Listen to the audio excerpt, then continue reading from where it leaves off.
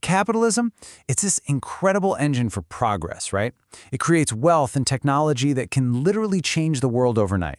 But at the exact same time, it can feel like a total hurricane, leaving this trail of chaos and disruption in its wake. One minute, an entire industry is booming, and the next, poof, it's a ghost town.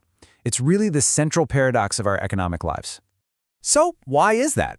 Why does all this progress so often feel like a wrecking ball just swinging through? It's a feeling we've all had, I think. Whether you've seen a local store shut down because of some online giant, or watched a new app make entire jobs feel totally obsolete. Okay, so let's really get into this, because about a century ago, one brilliant, eccentric economist had the perfect two-word answer for all this chaos. And those two words, creative destruction. That was the term Joseph Schumpeter came up with to describe this constant storm of capitalism. It's a system that never, ever stands still. It's always in the process of tearing down old ways of doing things to build new ones from the inside out. Now, what's so fascinating is that the mind behind that powerful phrase is every bit as interesting as the idea itself. Yeah. See, to really wrap your head around this idea, you kind of got to understand the guy who came up with it. And Joseph Schumpeter was no stuffy, boring professor. He was flamboyant, he was aristocratic, and he was a deeply unconventional thinker whose own life was pretty much as chaotic as the system he was describing. Just take a look at his career. One minute, he's the finance minister for Austria trying to clean up the absolute mess of World War I. The next, he's off advising royalty in Egypt while his own private bank gets completely wiped out by hyperinflation. And then, after all of that, he lands on his feet at Harvard and becomes one of the most celebrated economists on the planet. This guy didn't just study creation and destruction, he absolutely lived it. And this just tells you everything you need to know about his personality. He was the son of a cloth manufacturer, but carried himself like he was born in a palace. He'd even show up to faculty meetings sometimes in a full writing outfit. This quote just gives you that perfect sense of his ambition, his wit, and his totally larger-than-life persona. He didn't see the economy as just numbers and charts. He saw it as this grand, dramatic stage. Okay, so let's get into the guts of his theory, because it all builds from here. For Schumpeter, this storm of creative destruction isn't just some abstract, invisible hand of the market. No, not at all. It's a force that is driven by one very specific and very human agent of change. And that person is the entrepreneur. And this is absolutely crucial. Schumpeter's definition was laser-focused. To him, the entrepreneur isn't the person with the money. That's the capitalist. They're not the person who keeps the business running smoothly day to day. That's the manager. For Schumpeter, the entrepreneur is the true innovator, the visionary who comes up with a new product or a new method that completely shatters the old way of doing things. So, what really makes these innovators tick? Well, according to Schumpeter, it's not just about the money. It's something much deeper, way more primal, almost medieval, really. First, there's this dream to build a personal empire, a dynasty. Then there's the sheer will to conquer, the thrill of the fight, of proving you're the best. And finally, there's just the pure joy of creation, of making something new and getting it done. These are the powerful, almost romantic forces that he believed really drive the engine of change. So Schumpeter has given us this incredible, powerful theory about the dynamism of capitalism, and it's all powered by these almost heroic entrepreneurs. And right here is where the story takes its most shocking and famous turn. The man who best explained capitalism's power also predicted its doom. In his most famous book, Capitalism, Socialism, and Democracy, he starts a whole section with this one blunt, devastating question, designed to just stop you in your tracks. It's a simple question.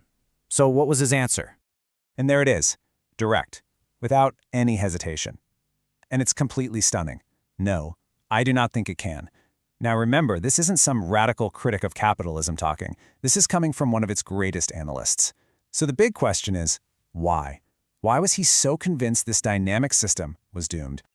Okay, and this right here, this is the core of his prophecy, and it's what makes him totally different from someone like, say, Karl Marx. See, Marx predicted capitalism would die because of its failures, from crises and revolution. Schumpeter argued the absolute opposite. He believed capitalism would be so successful, so good at creating wealth and stability, that it would slowly poison the very soil it grew in. He said this success plants the seeds of its own destruction in two main ways. First off, that entrepreneurial spirit, it gets suffocated. As these scrappy startups turn into giant, faceless corporations, the bold, risk-taking innovator is replaced by committees and managers in great suits. That passionate will to fight for your own creation just evaporates when all you own is a mere parcel of shares. And second, capitalism's success creates an enemy from within, a whole class of intellectuals who, thanks to the wealth and leisure the system gives them, have the time and the platform to constantly criticize it, chipping away at its foundations. And when you put him side by side with Marx, it all just clicks. Where Marx saw collapse coming from failure, Schumpeter saw it coming from success. The hero of Marx's revolution was the poor factory worker. For Schumpeter, it was the comfortable but resentful academic. And maybe most important of all, while Marx looked forward to socialism as some kind of worker's paradise, Schumpeter dreaded it. He saw it as this inevitable but gray, boring, and bureaucratic future that would crush the very creativity he loved. So, was he onto something? Well, we can argue all day about whether we're living in socialism, but just look at the trend he was talking about. Look at this data. Back in Schumpeter's day, the entire U.S. federal budget was just about 3% of the economy. Today, it's over 20%. That slow, steady expansion of the state, of regulation, of the social safety net, it is the exact drift towards a managed economy that he saw coming. So, prophecies aside, why is Schumpeter more relevant today than maybe ever before?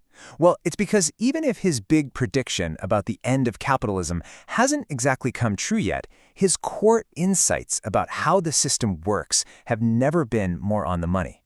For starters, mainstream economics finally caught up to him. They basically confirm that long-term growth doesn't just come from more money or more workers, it comes from innovation. And then there's the entire language of modern business. I mean, every time you hear that word disruption, yeah, you're basically quoting Schumpeter. The whole Silicon Valley ethos is built on his ideas. And maybe most importantly, he totally nailed the central political fight of our time, this constant battle between the chaotic, innovative energy of the market and our very human desire for security and stability. And that really gets to the core of who he was as a thinker. Schumpeter wasn't trying to sell you an ideology. He wasn't a reformer pushing for some specific policy.